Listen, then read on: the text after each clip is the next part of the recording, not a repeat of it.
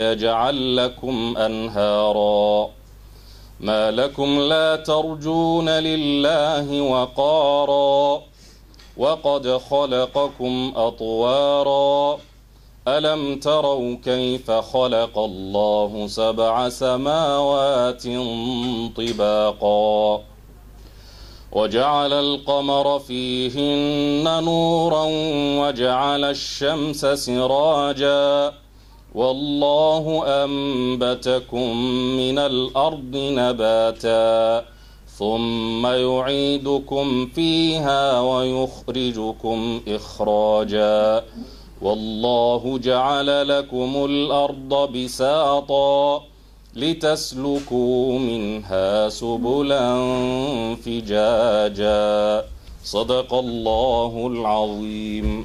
حكوكو سيادية وبارك الله فيكم جزاك الله خيرا. waxaan insha Allah inuu ku xigi doona waan halkan insha Allah weeyariyaa mas'uulka xawaalada Tawakkal Express ee Scandinavia Sheikh Maxamed Ibrahim Chess inuu insha Allah inoo sharaxo waxay tahay xawaalada Tawakkal Express. alhamdulillah والثناء لله والصلاة والسلام على رسول الله وبعد. السلام عليكم ورحمة الله وبركاته والله يا مسلمين ودمانتي.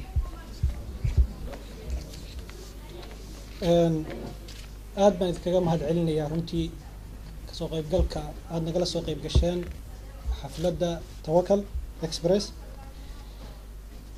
anoo waqtigiina iyo culayska iyo howlaha jazaakumullahu khayran wa barakallahu fiikum. sidoo kalena xafladan oo kale ay dhowr saac kadib ka dhacaysaa hablaha muslimaadka xaruntooda iyagana waxaan leeyahay jazaakumullahu khayran wa barakallahu fiikum. inta kadib dee wax adduunyada intaynan bilaabin xagga aakhiro yaynu ku bilaabaynaa run ahaantii naftayda iyo walaaladayda muslimiinta waxaan u dardaarmaya cabsida ilaahay wahiya wasiyatullahi fi alawwaliina walaaakhiriin. Tawakkal anigu 3 qodob baan oo kooban aan ka oranayaa. Tawakkal Express xawaaladaha waxna way la wadaagtaa waxna way kaga duwan tahay. bahda xawaaladaha waxay la wadaagtaa xawaaladu waa online maanta haddaad dirto ama haddaad dirto qofka inuu taagan yahay isla hadda u qaadanayo. tay kaga duwan tahay waxa weeye 2 arrimood.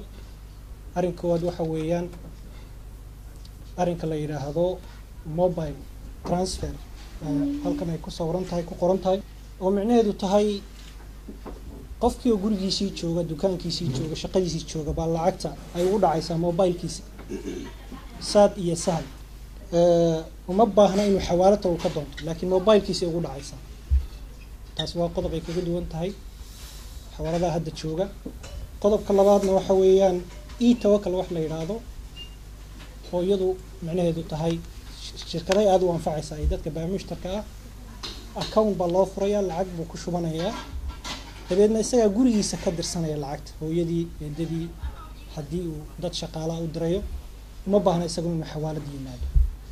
intaasaan isri inta kale walaalada dhamaystiray hadalkan waxa ma taro aad baan idinkaga mahadcelinayaa ku soo dhawaada jazaakumullahu khayran. waxaan idin weydiisanaynaa inaad noo soo duceysaan adduunkan inaan aakhiradeena naga fasaadin.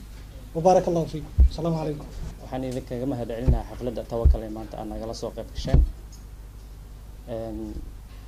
sida la wada socotaan wadankan xawaaladaha waxa lagu soo rogay sharci cusub oo ah in la maro wadadeeda la maro sidii hore waa laga duway. marka sharciyada cusubna waxa waajib nagu ah inaan raacno habka Sweden u degsatay. marka inta badan hadaynu Soomaali nahay sharciyada waxa la moodaa inay xoogaa carqalad ku tahay laakiin wax dhib ma leh. dhamaan waxa idinka wada codsanaynaa marka sharciga inaan wada dhowrno si ay adeegyada bulshada ay u socdaan. taa waa codsi. gudoomiyaha sidoo noo sheegay xawaaladu kuma eka intuu idin sheegay. xawaaladu waxay leedahay adeegyo badan. waxaa ka mid ah in lagu darsan karo sheerarkuna waa badan yahay. sheerku waxaa ka mid ah xawaalada in qof uu sheer ku darsado waxaa kaloo ka mid ah ganacsi. labadaba way u bannaan tahay macaamiilka ama ummadda Soomaaliyeed inay wax kaga darsadaan. arrinkaas wixii tafaasiil ah ee loo baahdo waxaad kala xiriiraysiin guddoomiyaha oo ah Maxamed Ibrahim Jees iyo anigoo ah operationka. intaa wixii dheer oo macaamiil oo akhbaar ah labadaas ruuxa kala xiriiri doontaan. waxaa kaloo jiro in ay amaanada qabanayso Tawakal. ruuxii doonayo inuu amaano dhiibto inay Tawakal diyaar u tahay amaanada inuu dadku qabato xilligii aad doonaysaan oo aad u baahataan aad soo doonataan inay diyaar tahay. marka waxaan idinkugu dhiirigelinayaa ama idinka codsanayaa inaan nala shaqeysaan sidii aan idinkaga baranay weligeen macaamiisha. marka waxaan idin leeyahay assalaamu calaykum waraxmatullaahi wabarakaatu. horta anigu ganacsado maahay, rag horaa ka hadlay, ganacsanada aniguna maahay runtii, laakiin waxaan ku faraxsanahay goob ganacsi oo sharci heshay oo aan wax ka dirsan karo in maanta halkaan nol kugu soo bandhigay. waana mahadsan yihiin odayaasha kasoo qayb galay, dadweynaha iyo shirkadda mas-uuliyiinta ka socota intuba. waxaan kaloo kusii faraxsanahay qiimo dhimista, inaan ka faa'iidaysto oo ku khasbanay soonqaadkii baa la joogaa, lacag baan dirayaa, marka taana waa ku mahadsan tihiin. mushtariga waxaan kaliya ka garanaya wax la yidhaha etics baan wax ka sheegayaa oo ah tii Sheikh Ibrahim Jees lagu ammaano oo ah in qofku amaanada uu ku wanaagsan yahay. maxaa yeelay nin la oran jiray Mahatma Gandhi wuxuu yidhi yacni qaninimo aan lagu helin si nadiifa waxaa ka wanaagsan faqri baa ka wanaagsan. marka waxaan rajeynayaa tijaarada meeshaan kasoo baxda oo tii nabigeena calayhi salaatu wasalaam uu ammaanay ah inay noqoto mid Soomaali oo dhan maaragtay wax u tarta, dadkii dhaqaalaha gashadana yacni kobcin dhaqaale ay ka helaan. midda kale aan rabo inaan ku daro waxaa weeye maxamed cali baa ka sheekeeyey faa'iidada ay leedahay dhaqsaha iyo degdegsiinadu. anigu de dadka saas wax uga xawishaan ku jiraa. Soomaaliya markaan aado lacagta halkaan dhigtaa, hadhowna xaggaan ka qaataa. marka waan usoo joogay bishii 3aad sanadkan baan Soomaaliya tegay. haddaan Hargeysa tago waa ka qaadanayay, haddaan tago Gaalkacyo waa ka qaadanayay, haddaan tago Xamro waa ka qaadanayay. 3 meeloodba Nairobi haddaan tago waa ka qaatay, Kampala tago waa ka qaatay. experience baan u leeyahay. kulli lacagta halka aan dhigay baan xagga ka qaatay. waxa layga qaadana waa ka yar yihiin waxa markaa xawilayso lagaa qaadayo saan ogahay. marka waa mahadsantihiin, khayr Allah idin siiyo. bismillah, alxamdulillahi rabbil caalamiin. mahadda iyo soo dhaweynta waxaan la wadaagayaa walaalihii iga horreeyey siday idinkugu mahad celiyeen waqtigiina nagu caawiseen ayaan ana intaasoo kale la wadaagayaa. waxaa kaloo iisii dheer bishaaraad oo aan walaalaha ku farax gelin rabo insha Allah haddii Ilaahay yiraahdo. xawaaladu waxay idin haysaa arrimo idin farax gelin doono, kuwaasoo kale ah qaybaha ay walaaluhu ka hadleen oo ganacsiga iyo sheerarka ay bixinayso. intaa waxaa sii dheer inay xawaaladu idin samayn doonto qiimo dhimis 20%. lacagaha dadkiina u dirsanaysaan, ganacsigiina aad kuwa maaragtay ku kordhinaysaan inay 20% idin siin doonto maaragtay qiimo dhimis waqtiga Ramadaanka iyo bishan hadda oo maaragtay aan ku noo bilaaban doonto insha Allah haddii Ilaahay yiraahdo. waxaadna uga faa'iideysan kartaan maaragtay faa'iidooyin badan oo aad u baahan tihiin walaaluhu. waxaan dhihi lahaa sida walaalihii iga horreeyay u sheegeen, xawaaladu macnaheedu intaa way ka guda weynta rumaantii oo waxay leedahay adeegyo badan oo ganacsiga oo qaybo kala duwan ah. waxay ka shaqeysaa Afrikada inta ugu badan.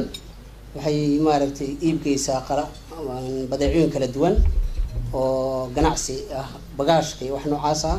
rumaantii walaalaha ku jiraan aad bay uga faa'iideen intaan ka ognahay. walaalihii kaloo cusub ee rabaan inay maaragtay kusoo biiraan oo kusoo dhaweynaynaa. waxaa kaloo jira barnaamijkan kaloo ah sheer ee xawaalada laftigiisu qofku sheer ka noqon karo. rumaantii iyaduna faa'iidadeedii waxay leedahay maaragtay horumarkeeda. waxaan leenahay walaalaha Soomaaliyeed ee maaragtay aan wanaaga badan ku garanayno nagu soo biira nagala qayb qaata farxadda iyo maaragtay iyo horumarka iyo adeega bulshada intaba intaasoo dhan insha allah waxaan rajeynaynaa inaad nagu caawin doontaan nagala shaqayn doontaan insha allah waxaan rajeynayaa inaad farxad badan iyo wanaag badan iyo soo dhaweyn fiican aad nagala kulmi doontaan wassalaamu calaykum waraxmatullahi wabarakaatu waxaan idiin sheegayaa anugu kumaan talagelin halkan ka hadlo sababtu waxay tahay ma ihi dadka soomaalida maaragtay hadalkiisa anoo yar baan dhulka ka soo baxay soomaaliguna way igu gaagaaban yahay haddaan dee wax ku tunto idinka ka raaci noqon anigu waxaan idiin sheegayaa mar baan kuuba ahaan jiray anigu halka jooga maantana waan arkay alxamdulilah nicmada ka mid tahay halkan baanu isuurishku markayna xaa ka tawaade waxaan odhan jiray soomaaliya dal yidhahdo qaaradda eegaan markaasi waa ibiibeed waa garanayna markaasaa limaga xagee weeye markaasi waa kuuba yani halkaasaynu ka taagnin beryahan anagu soo gallay waxa weeyaan maantana waan arkayaa waa farxadda iyo intay tahay iyo intay iyo maanta halkaynu maraynaan waxaan la tiri karin weeye waxaan u mahadnaqayaa xawaaladda sharafta leh iyo dadka hogaaminaya oo annagana fursadana siiyey anigu inaan da'dayda halkan waan qarinayaa ka sheegay soo taagay halkan waa mahadsantin horta waxa weeyaan xawaaladahan yar ku noqonayaa qadar dalka ayaanu yar guuray oo beri caruurta geeyey soomaalida dee waxaynu reer guuraabayna iska guurayna meel kastaba waynu maraynaa anigoo nicmo qabo halka iska joogun baa layidhi war xaggan ma bal xaggan gaadhniyo gaalada waa la yar bedelaa maskaxdoodii waxaan u tagay wax cajaa'ib ah aan halkan idinka sheekeyn kari maaye nin swedisha ayaa waxaa ka luntay boorsadiisi isagoo qadar jooga iyo maxay ahayd iyo baasboorkiis sawaarda swedishkuna halkaa ma degana meeshuna waa dhul kululoo naar weeyaan ninkii oo dhididoo meel taagan oo saa gacmaha ayaa nagu soo baxay ninku soomaaligu hey war waa maxay markaasuu yidhi